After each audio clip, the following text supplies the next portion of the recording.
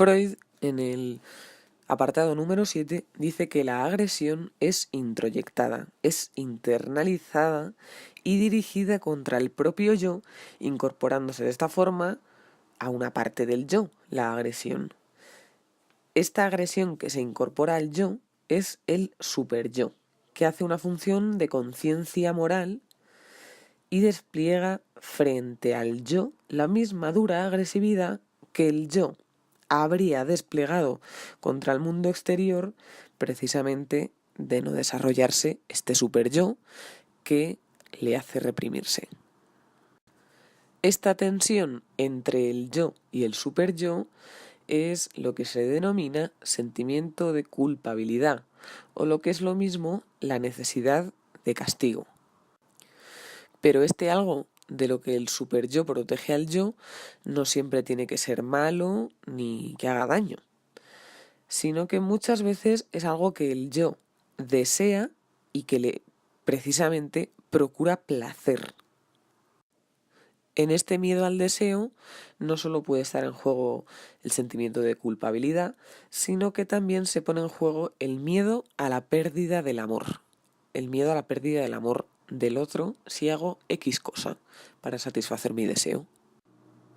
¿Cuál es el problema? Que aunque uno reprima, no importa solo si realmente obramos haciendo el mal o satisfaciendo nuestro deseo, sino que el superyo nos castiga tan solo por el hecho de proponernos hacerlo o de simplemente desearlo, aunque no lo llevemos a cabo. Es decir, que nada puede ocultarse ante el superyo, ni siquiera los pensamientos. Entre los castigos que el superyo ofrece al yo está también la angustia. Y uno nunca está a salvo del superyo, porque incluso aunque se comporte de forma extraordinaria, no cometa ningún pecado, ya haya reprimido hasta tal punto el deseo que no desee nada pecaminoso, el superyo se comporta de forma más severa y desconfiada con el yo, cuanto más virtuoso es el yo. O sea, cuanto más uno reprime, más castiga el superyo. Y claro, cuanto más uno reprime, el deseo solo aumenta. Por lo tanto, la frustración aumenta el poder del superyo. Distingue dos orígenes del sentimiento de culpabilidad. Por un lado está el miedo a la autoridad y por otro el temor al superyo. El miedo a la autoridad nos obliga a renunciar a la satisfacción de los instintos, mientras que el miedo al superyo nos impulsa además a castigarnos. La severidad del superyo es el rigor de la conciencia moral y es la continuación de una severidad de una autoridad exterior. Originalmente, la renuncia instintual es una consecuencia del temor a la autoridad exterior. Se renuncia a satisfacciones para no perder el amor precisamente de esa autoridad exterior. Una vez cumplida esa renuncia, se han saldado las cuentas con dicha autoridad y ya no debería de haber culpabilidad.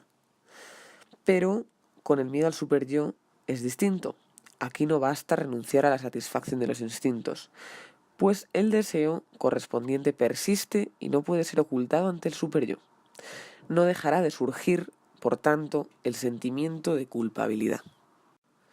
Como ya he dicho, toda nueva renuncia a la satisfacción aumenta la severidad y la intolerancia del superyo. Esto se basa en que cada renuncia del yo es incorporada por el superyo. Cada satisfacción no satisfecha a la que hemos renunciado es incorporada por el superyo y acrecienta la agresividad contra el yo. Por tanto, el niño se identifica con la autoridad y la incorpora. Hace que dentro de su psiquismo exista esta autoridad exterior en forma de superyo. Y este superyo se apodera de toda la agresividad que el niño gustosamente habría desplegado contra esa autoridad exterior de no ser porque existía este superyo. La relación entre el superyo y el yo por tanto es el retorno deformado por el deseo de viejas relaciones reales entre el yo aún indiviso y un objeto exterior, dice Freud. Sin embargo, Freud dice que no siempre esta severidad del superyo hacia el propio yo es la repetición de la severidad, del grado de severidad que uno ha sufrido por parte de esa figura de autoridad exterior de niño. Aunque en muchos casos sí coincide. Y como en esta integración del superyo dentro del psiquismo, la base es la identificación, habla de la participación del amor en la construcción de la conciencia y el carácter fatalmente inevitable del sentimiento de culpabilidad que precisamente otorga, ¿no?, esta conciencia. Por tanto, en la génesis de la conciencia, del superyo, está el amor. Es, una vez más, la muestra de la eterna lucha entre el eros, el amor, y el tánatos, el instinto de destrucción o de muerte. Hay amor, hay eros, porque uno se identifica con esa figura de autoridad y la introyecta. Y hay destrucción o muerte porque precisamente uno desea a esa figura de autoridad darle una paliza, ponerle los mismos límites, decirle qué es lo que tiene que hacer, de alguna forma, pues hacer una venganza contra esa figura de autoridad. Así que es por ello una lucha entre el eros y el tánatos. Y dice Freud que como la cultura obedece a una pulsión erótica interior que obliga a unir a los hombres en una masa íntimamente amalgamada, solo se puede alcanzar este objetivo de unir tanto a los seres humanos en la sociedad mediante la constante y progresiva acentuación del sentimiento de culpabilidad. En el apartado número 8, hablando de culpabilidad, de conciencia, de remordimiento, es inevitable que hable de la neurosis obsesiva. La neurosis obsesiva dice que en estos casos el sentimiento de culpabilidad se impone a la conciencia con excesiva intensidad, a diferencia de la mayoría de los casos y formas restantes de la neurosis, donde el sentimiento de culpabilidad permanece enteramente inconsciente, sin que sus efectos sean por ello menos intensos. Y esta culpabilidad, sea enteramente inconsciente o en parte inconsciente, se expresa por una necesidad inconsciente de castigo. ¿Cuál es una de estas formas de castigo? Pues el torturante malestar en forma de angustia. El sentimiento de culpabilidad, de hecho, es una variante topográfica de la angustia. Es el miedo al superyo, dice Freud. Y hablando de culpabilidad y cultura precisamente, las religiones, dice, jamás han dejado de reconocer la importancia del sentimiento de culpabilidad para la cultura, denominándolo pecado y pretendiendo librar de él a la humanidad. Superyo, conciencia, sentimiento de culpabilidad y necesidad de castigo van unidas, pero no son lo mismo. Por un lado está el superyo, que es una instancia psíquica inferida por nosotros, es precisamente la división que hace del aparato psíquico en la segunda tópica. Por otro lado está la conciencia, que es una de las funciones que le atribuimos al superyo. Junto a otras, no es la única función del superyo. Y la conciencia está destinada a vigilar los actos y las intenciones del yo. Las juzga y ejerce sobre ellas una actividad censoria, de represión, de censura.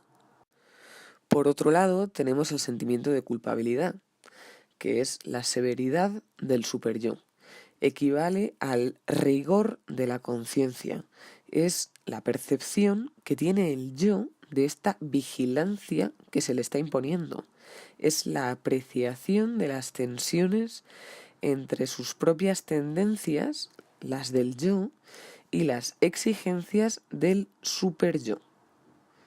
La angustia, por otro lado, que subyace, que es consecuencia de esta tensión, el miedo a esta instancia crítica, es lo que denominamos necesidad de castigo, y es una manifestación instintiva del yo que se ha tornado masoquista bajo la influencia del superyo sádico.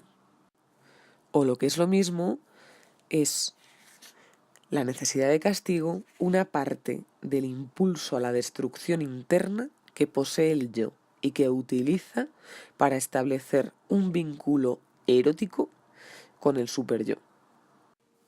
Por otro lado tenemos el remordimiento, que es la reacción del yo en un caso especial de sentimiento de culpabilidad, incluyendo la angustia que actúa tras aquel.